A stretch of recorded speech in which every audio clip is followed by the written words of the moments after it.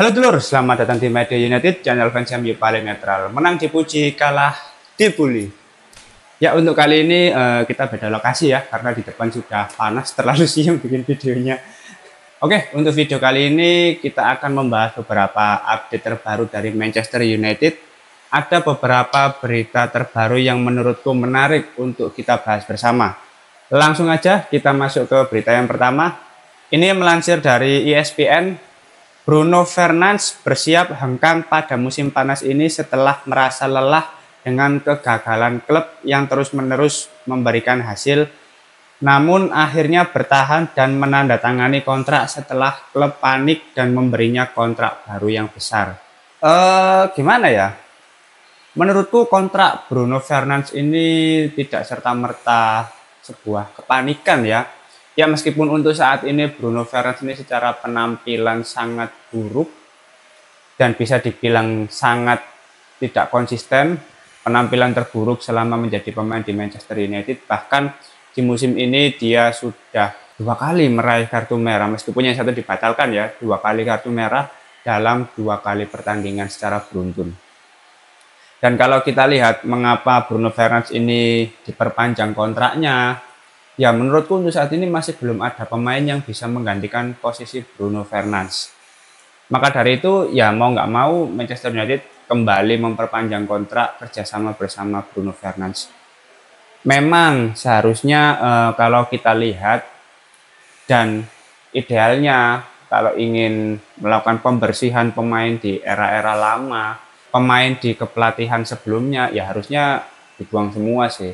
Karena Bruno Fernandes ini kan termasuk pemain-pemain yang sudah cukup lama berada di Manchester United dan secara penampilan juga menurutku kayak udah mulai menurun gitu loh.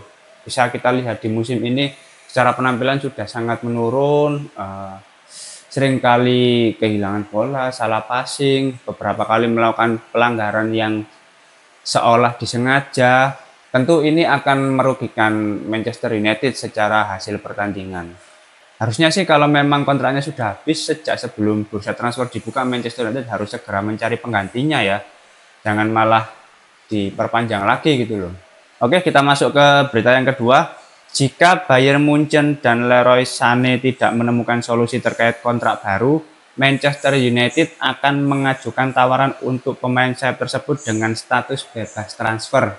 Yang menjadi pertanyaan adalah apakah pemainnya mau datang ke Manchester United dengan situasi saat ini yang menurutku kurang menguntungkan ya untuk menarik minat para pemain sampai mau datang ke Manchester United.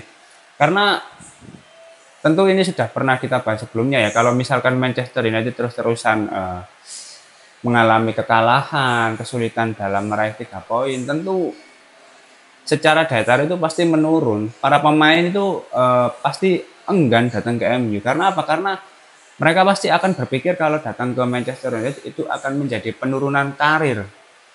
Karena setiap minggu harus terus mengalami kekalahan di setiap pertandingan. Ya aku pun kalau berminggu kalah ya males cok main MU.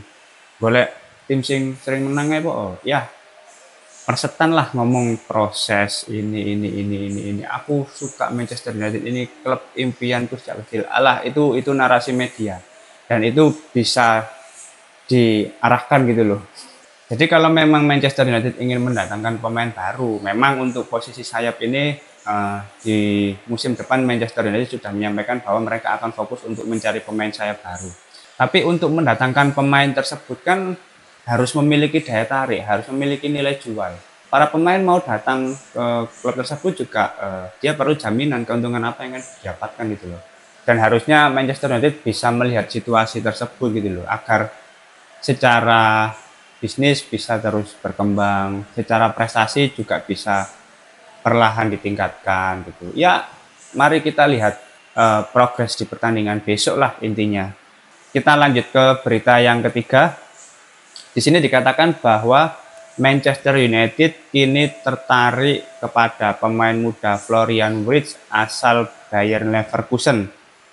Wah ini gimana ya? Kalau misalkan tadi Bruno memang secara performa mulai menurun dari awal, sebetulnya sudah hengkang dari Manchester United.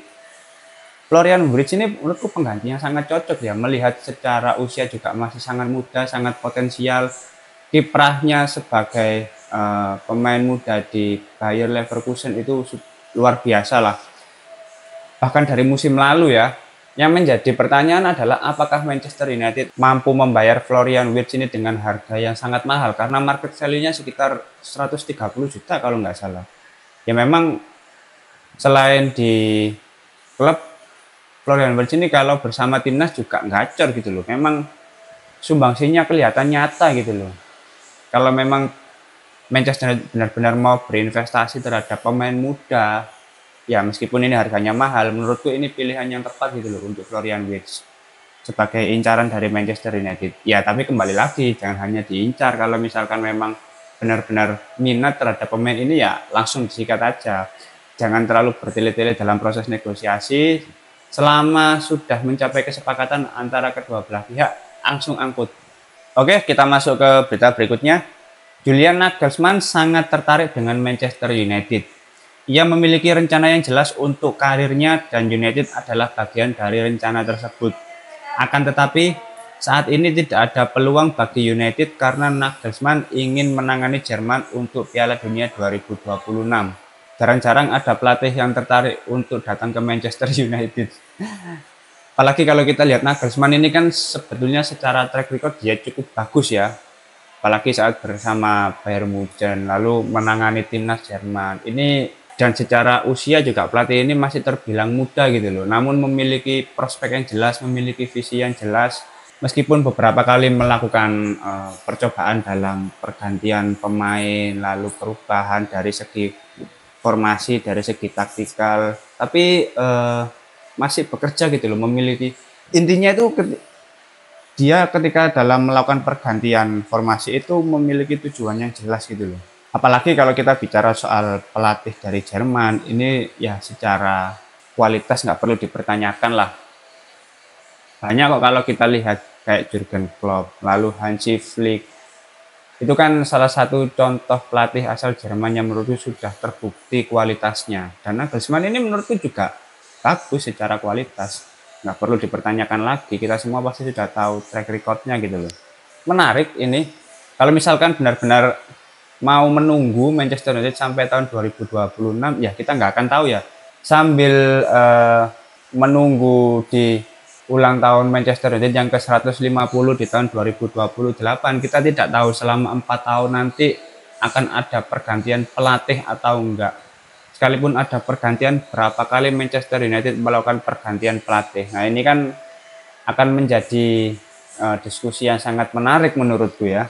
Karena kalau kita lihat selain Julian Nagelsmann yang memiliki ketertarikan dengan Manchester United, ternyata Manchester United juga tertarik pada Ruben Amorim dan telah mengajukan pertanyaan tentang dia dan situasinya saat ini.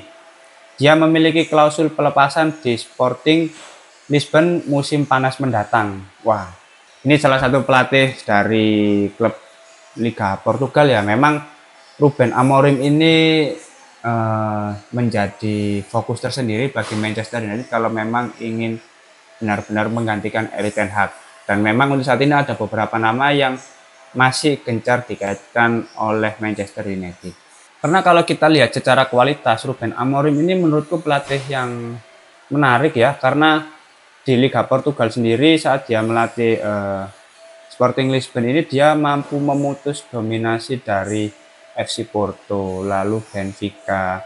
Akhirnya ya nggak hanya menjadi lidah tani gitu loh. Dan secara penampilan di atas lapangan juga menurutku cukup konsisten ya. Sporting Lisbon ini di bawah asuhan Ruben Amorim. Jadi menurutku ini bisa menjadi opsi yang bagus bagi Manchester United kalau memang benar-benar memutuskan untuk memecat Erik ten Hag. Tapi ya di lain itu pasti masih ada beberapa nama lain yang juga perlu dipertimbangkan ya. Oke, kita masuk ke berita yang terakhir.